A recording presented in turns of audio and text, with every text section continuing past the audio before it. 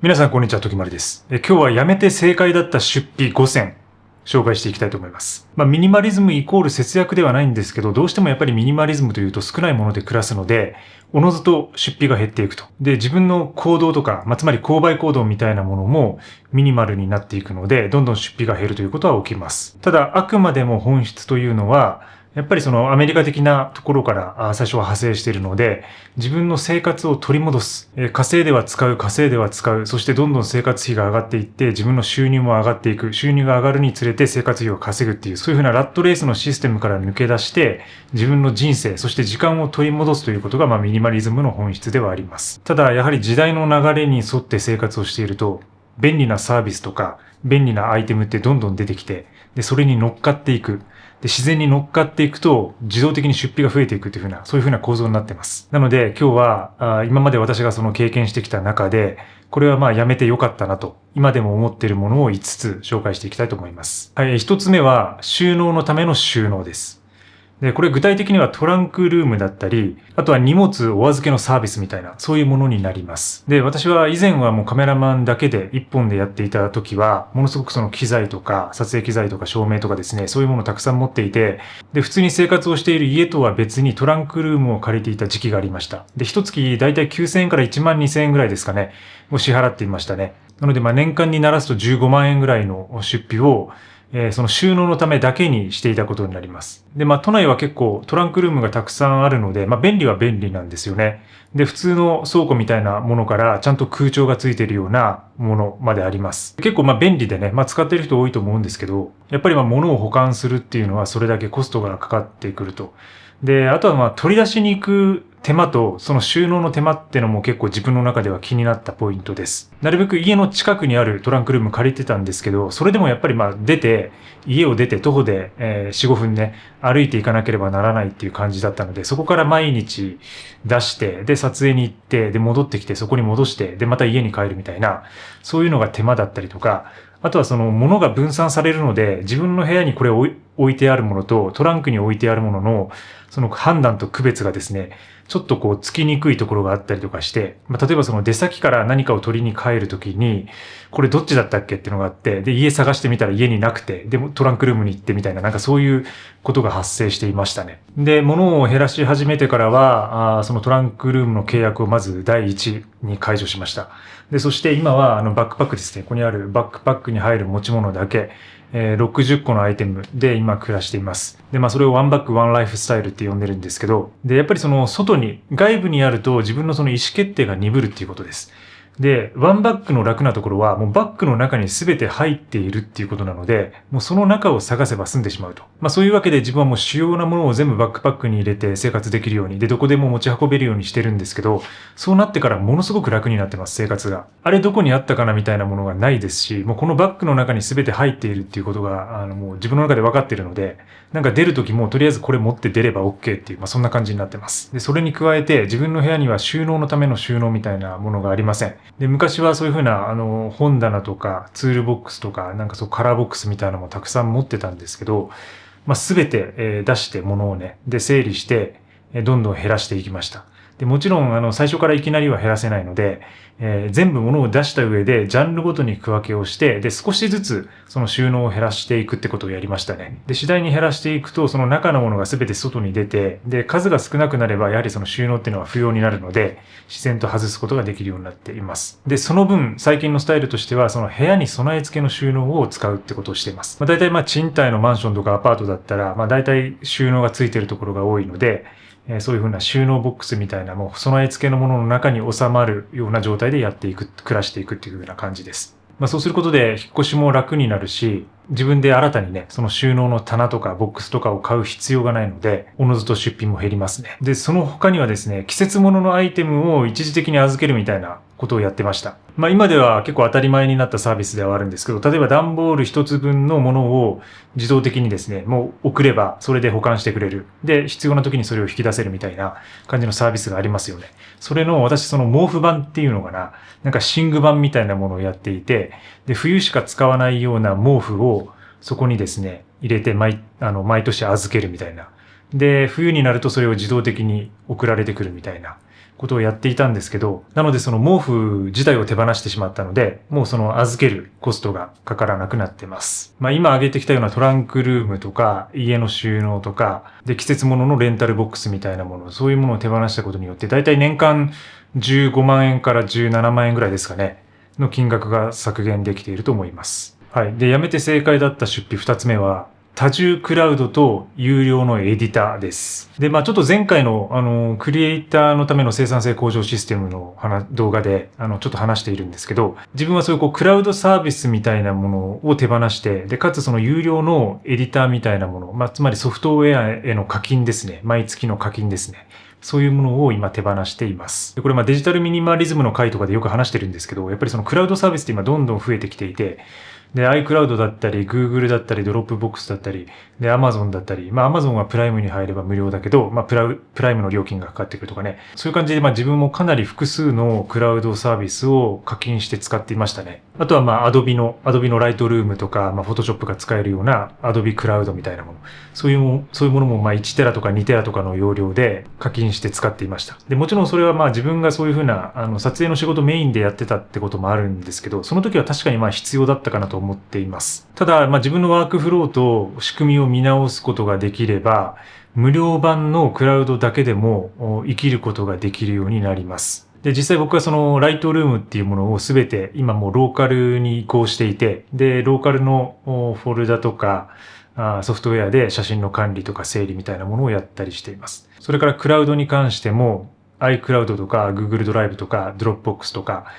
引き続き使ってますけど課金はしてない。もうすべて無料プランで使っています。で、iCloud も無料で今5ギガとか、で、Google だと15ギガとか、で、意外とね、無料でも使える容量ってあるんですよ。なので、そのファイルのハンドリングとか、サイズとか、あとはワークフローとか、そういうものを見直して、自分なりに最適化できれば、意外とね、無料のものだけでも、いろんなサービスの組み合わせで、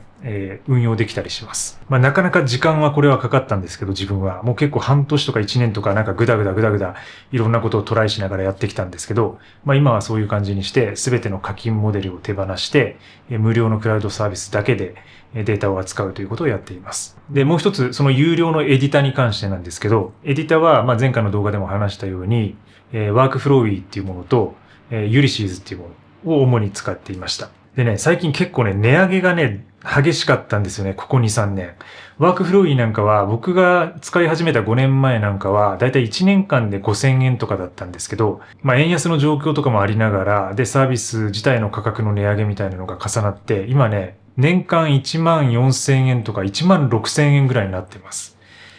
だからかなりね、自分が始めた頃に比べて、3倍ぐらいの価格になってるんですよ。で、1万6000円というと、年間にしてね、金額なので、もちろんその分の、パフォーマンスというか、利便性みたいなもの、自分にとってのメリットみたいなものは十分享受できてるとは思うんですけど、それでもやっぱりそこをね、ミニマルにしたいっていうね、エクストリームにミニマルにしていきたいという気持ちがどんどん生まれてきて、で、そういうのを考えながら今年はいろいろ模索してきたわけです。で、もう一つ、その文章の執筆のユリシーズというね、僕結構大好きなソフトウェアがあるんですけど、それもね、それは値段は変わってないですけど、年間それも6000円かな。月々で鳴らすと500円ぐらいで使えたりするんですけど、なかなかね、難しい問題だと思うんですよね。というのも、文章の上手い下手とか、そういうクオリティにもちろんそのエディターが関係していることもあるかもしれないですけど、無料のソフトウェアですごいそのいいクリエイティブとか文章を書いたりする人って多分たくさんいると思うんですよね。だからそのエディターのせいにしたくないというか、そこに課金したところで自分の文章執筆のレベルが上がるわけではないと。で、しかも書くっていう行為は多分自分にとっては今後ずっと続けていくようなことなので、そこをね、長期的なスパンで考えたときに、削減できないかなってことを考えたんですよね。で、そういうわけでそのユリシーズを使わずに、カーソルっていうコードエディターを使ったりとかして、で、その今カーソルから今度 Emacs っていうものに乗り換えたりして、なるべく無料でね、自分でカスタマイズして使えるようなものを構築しようとしています。これは前回の動画で詳しく話しているので、興味がある方は前回の動画ちょっと確認してみてください。あとはその自分のワークフローとか文章執筆のシステムに関しても、いろいろそのたくさんのソフトウェアを使うよりも、やっぱりその一箇所に統合した方が、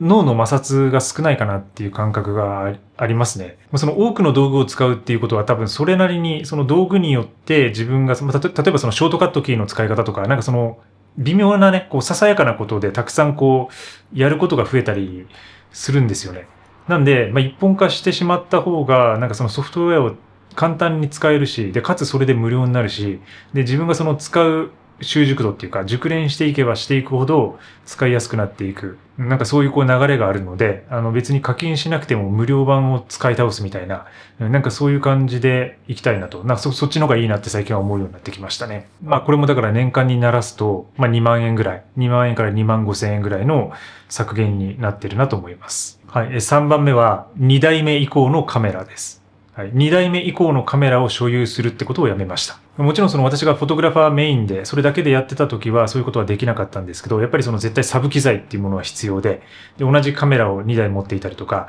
カメラマンにとって、カメラを変えるっていうことはそのテイストというか、その筆を持ち帰るみたいな感じもあるので、その同じカメラだけじゃなくて、複数の違うカメラを持っていることに意味があるっていう。それによって自分の仕事の対応の幅が広がるってことがあるんですよ。なので、その機材をたくさん持つってことは、悪いことじゃないし、むしろそれによって自分の作品が変わっていったりとか、いろんな仕事の対応の幅が広がるので、そのカメラマンだけをね、メインでやるときは、間違ってなかったし、必須だったなと今でも思ってます。で、ただこの考え方が変わったのは、やっぱり自分がその撮影の仕事をどんどん減らし始めて、今やってるような発信とか、もっとその執筆とかですね、創作みたいなもの、そっちに入っていった時ですね。行った時にもうカメラは2代目以降はいらない。で、つまり一つのカメラ。これもワンカテゴリーワンアイテムの考えに通じるところでもあるんですけど、だからカメラはもう一つだけと決めて、それをひたすら使い続けるってこと。そういう風にしたってことです。もちろんその予備的なカメラが必要な時っていうのは仕事の時は絶対必要ですので、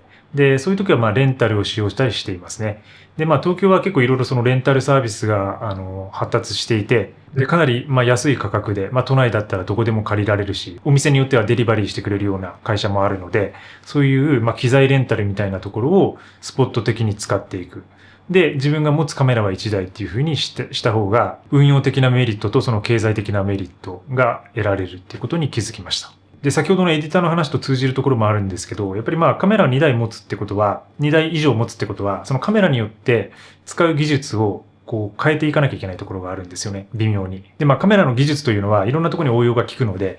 基本的な使い方とか原則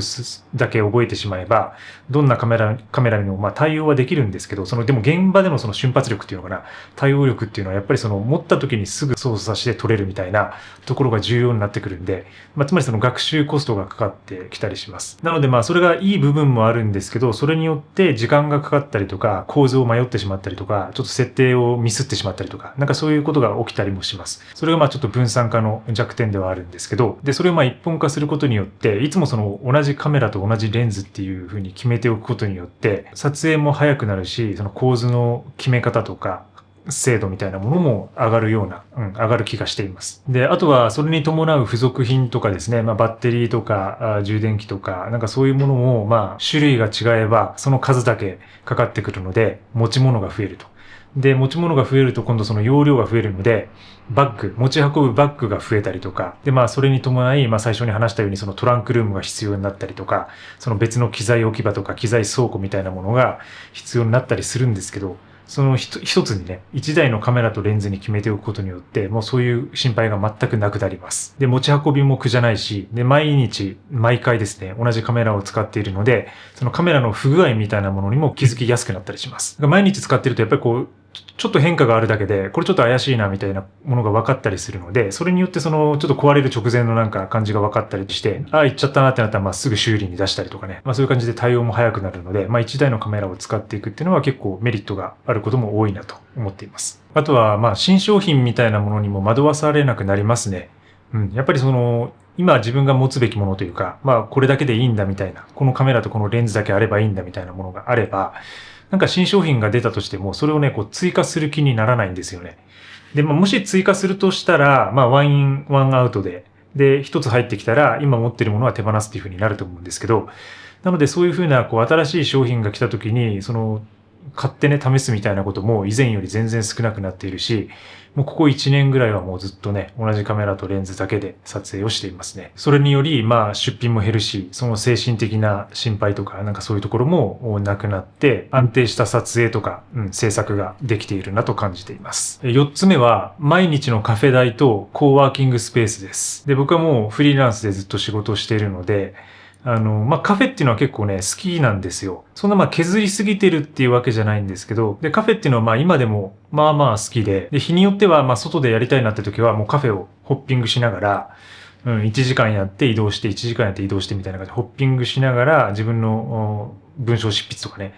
特に執筆が多いですね、書く系が。なんかそういうものをやったりする日もあるんですけど、昔ほど行かなくなったってことです。だから昔は必ずもう2日に1回ぐらいのペース、もう下手したらもう毎日ぐらいの感じで、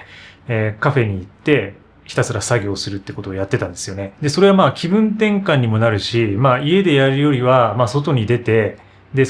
移動することが一つの切り替えの合図みたいな、その仕事と生活の切り替えの合図みたいになって、すごくいいなとその時は思ってたんですけど、やっぱりカフェ代とかかかってきますので、1軒でね、500円とか600円とかのコーヒーを飲んで、で、またそれを2、3軒やってるとね、だいたい1日に1500円とか2000円とか、ドリンク代とかで飛んでいったりします。で、同時にね、ちょっと小腹が空くから、フードもちょっと注文したりして、みたいな感じで、毎月お金がかかってくると。毎日だったらね、そんな大したことないんですけど、それがやっぱりもう月、そして年っていう感じで、年間みたいなものに積み重なっていくと、なかなかのね、出費になるので、いくら経費で落とせる可能性があるとはいえ、やっぱりそこはね、結構大きな出費になってくるので、自分の中で途中で考えを改めて、逆にその家の中での作業環境を充実させるっていう風に向かいましたね。こんな何もない部屋で暮らしながら、何が作業環境の充実かってね、思ってる方たくさんいると思うんですけど、その何もない中でもですね、一応折りたたみ机と椅子とかを工夫しながら、で、ちょっと高さとかもちゃんとね、自分で作業しやすいように整えながら、で、機材とかもね、ちょっと揃えて、やりやすいような環境にしたと。そしたらもう本当に家が快適になりましたね。で、逆に家でやった方が、集中もできるし、周りの音とか、そういう視界とか、そういうものも全く気にせずにできるので、仕事モードの切り替えに関しても最初は難しいかなと思ってたんですけど、そこは精神的な部分っていうか、自分のメンタル的なトレーニングで乗り越えられていて、で今では家でやった方が快適っていう風な状態になっています。で、そのカフェもですね、お店のカフェじゃなくて、ネスカフェ、ゴールドブレンドなんかを飲みながら、ゆるゆるとやると。で、好きなネスカフェだけじゃなくて、この間の UCC みたいな、好きなコーヒー飲めたりとか、好きなものつまめたりするんで、それは楽、それはそれで気楽で、家でやるの結構気に入っていますね。で、あとはコーワーキングスペースみたいなものを契約している時もありました。それも月間でですね、一応支出して、結局カフェと同じようなもんなんですけど、ドリンクバーみたいなものがついていて、プリントできるサービスがあったりとか、それはそれでね、結構良かったですね。コーワーキングスペースもね。で、一時期使ってたりとか、たまに契約して、この月は使おうみたいな時もたまにあったりするんですけど、もう最近はもうほとんど家だけで事足りるので、で、家の作業環境を整えることで、そのコーワーキング的なところもなしでいけるかなと思っています。で、毎日のそのカフェ作業代とコーワーキングスペース代を考えると、年間ね、だいたい45万とかになりますね。だからこれもなかなか支払ってたんですけど、この45万円っていうのは大きいんで、それをね、削減して、今このホワイトボックスをスタジオ化、完全な自分のスタジオと化してコストをかけずに済んでいます。はい。やめて正解だった出費5つ目は、快適な移動です。はい。これは主に、タクシー移動ですね。はい。主にタクシー移動です。で、これまではもうほとんどタクシー移動でしたね、都内は。もう電車に乗りたくないので、基本的に、自分はその撮影の仕事してたので、その現場に行くとき車持ってないので、前提として。で、現場に行くときだったりとか、ミーティングとか打ち合わせ行くときだったりとか、基本的に都内はもうタクシーを使っていました。で、そんなに長距離走ることないので、都心に住んでるので、その都内の移動だけだったら、全然そのタクシーに乗ってた方が車を買うよりも全然安いんですよね。安く移動はできるんですけど、それにしてもやっぱり電車とかバスに比べると高くなってしまうと。で、よく言われるのが、やっぱりその満員電車とかはもちろん無理なんですけど、その電車とか公共の交通機関に乗るときって、なかなかその自分の作業に集中できないと思うんですけど、タクシーに乗ると、その自分の作業とか読書ができたりするっていうふうに言われると思います。で、そういう理由で、どんな移動もタクシーを使うのが自分の生産性を上げる行為につながるとかってよく言われるんですけど、ただよくよく考えてみたときに、それほどの費用対効果は僕には出せないなって思ったんですよね。で、多分それが、ようやくそのタクシーで移動することの費用対効果が勝るっていう人は、本当にその LINE 一本でうん十万の契約が動くような人とか、なんかそういうレベルの人、だからその、社長とかでもない、もっとその、次元の違う人だと僕は思っていて、まあその雇われ社長とか、その社長とかのレベルであっても、そのタクシーで移動してその中で作業することが、そのなんていうかな、いかにその生産性が高くて価値があることかっていうと、そうでもないと思ったんですよね、ある時に。まあ確かにその時間短縮とか自分が生産性っぽいことをやっている満足感みたいなものはあるんですけど、それほどのその費用対効果が実はタクシーでちょっと作業したぐらいで出ないんじゃないかなって、そう思いましたね。で、それ以来はもう完全にもうピンポイント課金というか、まあピンポイントでタクシーを使うようにしています。まあ例えばその雨でね、移動しづらいとか、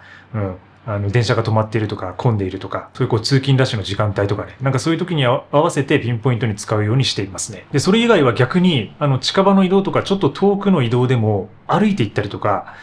ちょっとそういうこう、あえて時間のかかることとか自分が体を使うことをやるようにしました。自分はもう散歩をむちゃくちゃしてるので、まあ1日にその散歩を下手したら2回したりするんですよ。必ずまあ1時間ぐらい、1時間半ぐらいは歩くので、だいたい距離にならすと、まあ5キロとか7キロとか、まあそれくらい歩いてるんですよね。だからまあ5キロとか7キロぐらいだったら全然歩けるっていうふうに思っていて、で、ちょっとね、遠いなって思うとこも、まあ1時間とか、まあ2時間ぐらいまでだったら歩いていこうかなっていう風な感じになってますね。まあこれまあ私がエクストリームに暇だからできることではあるんですけど、だからまあ新宿から目黒とかね、なんかその辺だったら全然歩いていけるなって最近は思いますし、まあ夏場はやっぱ厳しいんですけど、まあこれからね、どんどん涼しくなってくるんで、自分が何か目的の場所に行くときに、それをまあ自分の運動というか、運動に変えるっていうのかな。寒ければ結構走ったりもできると思うんですよね。で、実際に冬場とかはちょっとやってたこともあるし、まあその出先で汗をかいてお客様に会うみたいなものはちょっと避けなきゃいけないんですけど、まあそれでもやっぱりまあ歩くとかね、して、まあなるべく自分の足を使って現地に行くみたいなことをやったりしています。で、まあ月にそのタクシーを使わない金額をまあ大体鳴らすと、まあ大体1万円とか2万円ぐらいですね。2万円ぐらいの削減になっていると。で、年間で考えると、まあ12万円から18万円ぐらい。それくらいの削減になっていると思っています。はい。というわけで、まあ、やめて正解だった出費を5つ挙げてきたんですけど、それによって、まあ、自分の削減のインパクトですね。これをちょっと計算してみたんですけど、だいたい110万円になります。はい。110万円ほど、